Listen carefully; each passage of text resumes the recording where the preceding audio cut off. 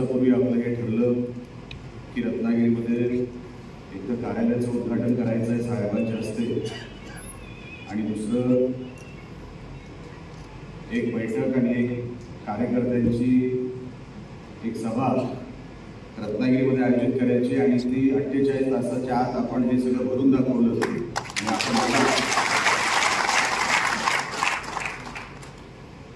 कारण का पाऊस पण भरपूर आहे, शेतीचेही दिवस आहेत, आणि तरी आपण सगळे आलात त्याबद्दल प्रथमच आपल्या सगळ्यांचे मी आभार व्यक्त करतो.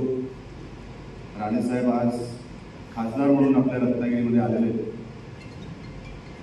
पण मला जेव्हापासून साहेबांनी खासदार म्हणून शपथ घेतली किंवा 4 जूनला जेव्हा रिझल्ट निघाला, मी खरं सांगतो राणेसाहेब, तुमच्यापेक्षा मलाच खासदार झाल्यासारखं वाटतं.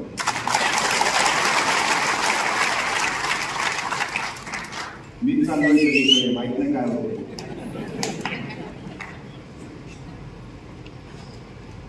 ज्या कॉन्फिडन्सचा उल्लेख आता राजेशजींनी केला, खरोखरच जी प्रतीक्षा होती मागच्या 10 वर्षाची, आणि जो कंटाळा आलेला माहिती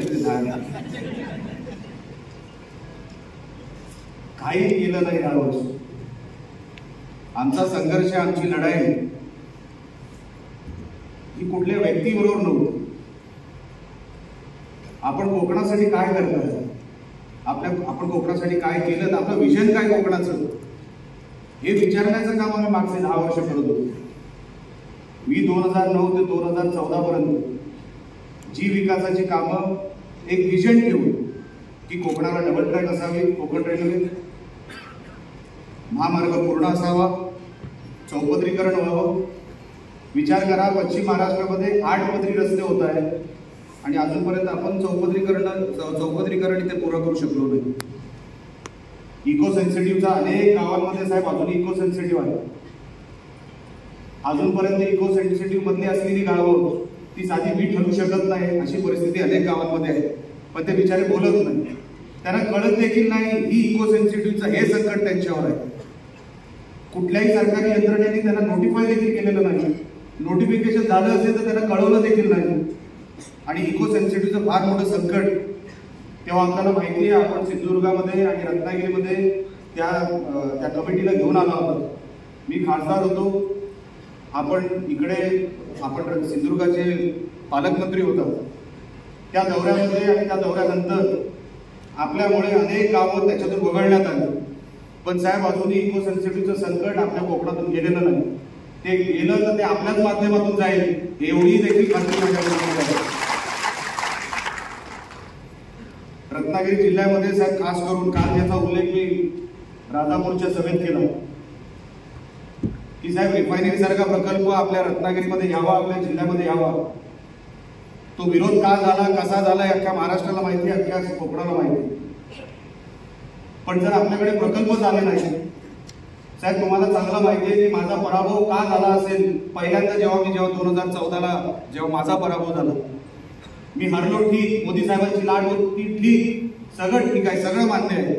पण त्या जैतापूर अणुऊर्जामुळे आपण ज्याची सुरुवात केली, आपण एकदा ठाम राहिलो की नाही हा प्रकल्प इथे आला पाहिजे, हा लोकांच्या हिताचा प्रकल्प आहे, 1 लाख कोटीचे उलाढाल असलेला प्रकल्प आहे, आपण त्याच्यावर ठाम राहिलो. आपल्या विरोधात वातावरण गेले तरी आपण भूमिका नाही बदलली. पराभव समोर दिसत होता, आम्हाला माहिती होतं की काय होणार आहे. तरी देखील माझा मुलगा निवडून येईल ना येईल, इकडच्या कोकणातल्या मुलांना नोकऱ्या मिळायला पाहिजे, ही भूमिका साहेबांनी केली. तिकडे माझा पराभव झाला, जैतापूर अणुऊर्जा प्रकल्प परत गेलो. ठीक आहे, लोकांना मान्य नव्हता, तेव्हा मी बोललो होतो आपल्याला जर तो मान्य नसेल तर गेटवर पहिली लाथ मारणारा हाच निलेश राणे तुमचा खासदार असेल. पण पराभव झाला, त्याच्यानंतर तो प्रकल्प परत गेला, काही हरकत नाही. त्याच्यानंतर साहेब अनेक प्रकल्प इथे यायची, अनेक प्रकल्पांनी इकडे प्रयत्न केले. आयलॉग कंपनी आली होती, पहिला रिफायनरीचा प्रकल्प हा नाणारला होणार होता, नाणारला झाला नाही. त्याच्यानंतर आता बारसूला विरोध झाला. साहेब असे आपण विरोधाला बळी पडत राहिलो. मी मागे त्या बारसूच्या ह्याच्यावर गेलो, बारसू गावामध्ये, तिथे सॉइल टेस्टिंगचं काम सुरू होतं. आणि तिथे अचानकपणे काही माता भगिनी तिकडे जमल्या. त्यांनी सांगायला मी गाडीत होतो आणि मी निघत होतो, अचानकपणे 150-200चा मॉब होता. बाजूच्या कुठल्या गावातून त्या महिलांना तिकडे आणण्यात आलं. ते कोणी आणलं वगैरे आज सांगायची भूमिका आज माझा तो विषय नाही. त्यांना तिकडे आणलं गेलं आणि आणल्यानंतर त्यांना फक्त सांगितलं तुम्ही समोर फक्त गाड्यांच्या समोर बसायचे. मी त्यांना विचारलं काय त्याच्यामध्ये काय पुरुष कार्यकर्ते होते. मी विचारलं अहो काय झालं, कशाला थांबवताय. माझ्या गाडीमध्ये प्रमोद जठार होते. मॉब असा समोर बसलेला होता. मी जठार साहेबांना सांगितलं साहेब ही आपली लोक आहेत, आपल्या कोकणातली लोक आहेत, यांच्या समोर जायला कसली भीती, गाडीतून उतरा त्यांच्या समोर उभं राहिलं. त्याच्यानंतर तिकडे वाद झाला. असं टीव्हीवर दाखवण्यात आलं, असा काहीच वाद झाला नाही. बिचारा सगळ्या माता भगिनी ज्या काही बोलत होत्या त्या टीव्हीवर आलंच नाही. त्या सगळ्या सांगत होत्या की आम्हाला असंच पाहिजे, आम्हाला तसं पाहिजे. गेले एकदा मी गावात येतो, आपल्याला समजवतो. जर तेव्हा आपल्याला मान्य नसेल परत आपण एक बैठक घेऊ, पण मी तुमच्या गावात येऊन बैठक घेणार. तुम्ही इकडे उन्हात आला तिकडे आलात असं नका करू. तुम्हाला आणलं कोणी. मग मला किती कळलं की त्याच्यामध्ये षडयंत्र कसं होतं. त्यांना आणलं गेलं. मुंबईतला कोणतरी ठरवणार की कोकणामध्ये प्रकल्प आले नाही पाहिजे. ज्यांच्यावर केसेस झाल्या ते अर्धे लोक मुंबईतले होते, एनजीओ होते. त्याच्यामध्ये एक इकडचा आमचा राजापूरचाच होता, जे झाडावर बसून वगैरे भाषण द्यायची माहिती आहे ना. त्यांनी स्वतःचा पक्ष काढला. पक्ष काढा चांगली. किती शेतकऱ्यांना फायदा दिला, किती शेतकऱ्यांना त्याचा फायदा झाला. आपण विचारायचं नाही. माझा 10 वर्ष विनायक राऊतांबरोबर संघर्ष फक्त याच्यासाठीच होता की तुमचं विजन सांगा कोकणासाठी. आमचं या रत्नागिरी जिल्ह्यावर प्रेम आहे. नाहीतर माझं काय होतं साहेब, मी सिंधुदुर्गामध्ये राणेसाहेब जिथे म्हणजे राणेसाहेबांचा जिथे मतदारसंघ होता तिथे मी आरामात राहिलो ना. समुद्रासमोर माझं घर आहे, दिवसभर समुद्र बघू शकत होतो. पण नाही, ह्या जिल्ह्याने माझ्यावर प्रेम केलं. या जिल्ह्याने माझ्यावर प्रेम केलं. जेव्हा 2014ला पराभव झाला हे मी आजपर्यंत कोणाला बोललो नव्हतो. 2015-16 पर्यंत निलेश राणे राजकारणात राहील का नाही ही सगळ्यांना शंका होती. सगळ्यांना आठवत सुद्धा नव्हता की निलेश राणे नावाचा एक व्यक्ती आहे. पण ह्या रत्नागिरी जिल्ह्याने परत मला बोलवलं आणि इथून माझी सुरुवात केली. आणि म्हणून हे प्रकार मी विसरत नाही. कधी कधी सिंधुदुर्ग जिल्ह्यातले जुने जाणते कार्यकर्ते विचारतात अहो साहेब परत रत्नागिरी वेळेला सुरुवातच त्यांनी करून दिली आहे. माझी सुरुवातच त्यांनी करून दिली. आणि म्हणून या जिल्ह्याचे उपकार कधी विसरणार नाही. म्हणून कोणी बोलवेल ना बोलवेल, कोणाला आवडेल ना आवडेल, आंदोलनाच्या सर्वात पुढे उभं राहणार निलेश राणेचं परवा पण साहेब इकडे जिवंत आंदोलन झालं. जिवंत आंदोलन झालं. अख्ख्या महाराष्ट्राला कळलं की हिंदू समाज रत्नागिरीचा काय आहे. रस्त्यावर माझ्याबरोबर जवळपास 3 ते 4 तास ही सगळी मंडळी रत्नागिरीतली आमच्याबरोबर आंदोलन करत होती. आमच्यावर केसेस देखील झाल्या साहेब. 450 लोकांवर केसेस झाल्या. मी 451वा, कारण का आरोपी नंबर 1 मीच आहे. पण साहेब मी तेव्हा आंदोलन जेव्हा करायच्या अगोदर पण सांगितलं होतं गो मात्यासाठी एकदा नाही 100 वेळा माझ्यावर केसेस टाकले तरी आम्ही ह्या संपवणार.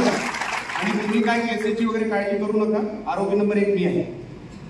तुम्ही ज्यांच्यावर केसेस झाल्या आणि मला तुमचं मोठेपण आहे, तुमचं कौतुक देखील आहे साहेब. 450 लोकांवर केसेस झाल्या. एकाने मला फोन करून विचारलं नाही साहेब पुढे काय होणार. सगळे खुश आहेत, सगळे खुश. आणि म्हणून मला तुमच्याबद्दल विशेष कौतुक आहे.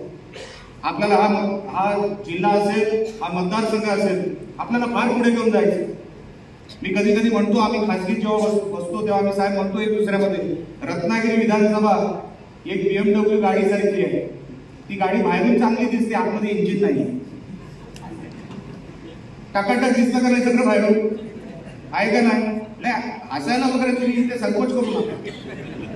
मी कधी कधी बघितलं की रत्नागिरीमध्ये हे केलं तर हे होईल म्हणून काही लोक गप्प आहेत की नाही, की कुठेतरी गणित बिघडतील, कुठेतरी काहीतरी विस्कटेल. अहो आता काही विस्कटणार नाही. आता राणेसाहेब ते खासदार म्हणून आलेले आहेत.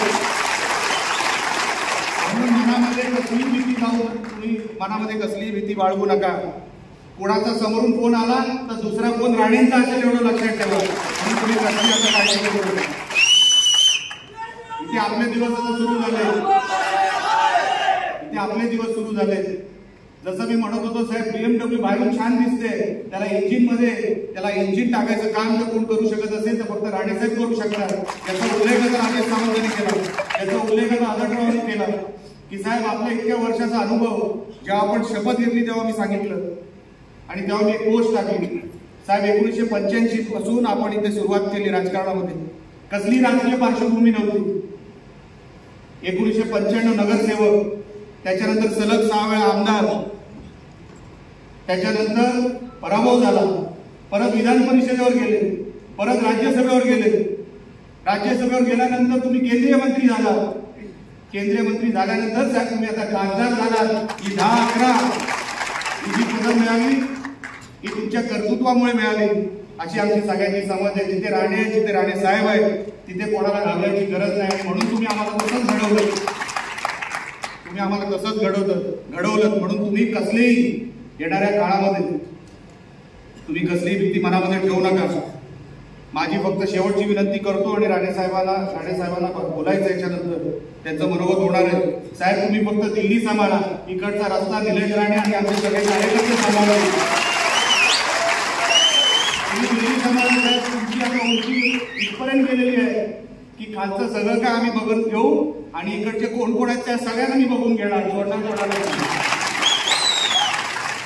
कारण का तुम्हीच आम्हाला शिकवलंय की सोबत कोण असतो त्याच्या पलीकडे जाऊ.